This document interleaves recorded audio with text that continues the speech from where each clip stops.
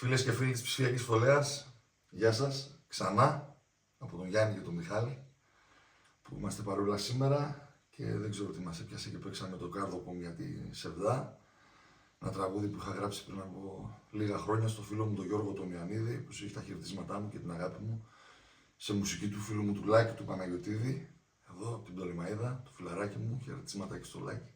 Μιχάλη, πάμε. Πάμε, αγόρι μου.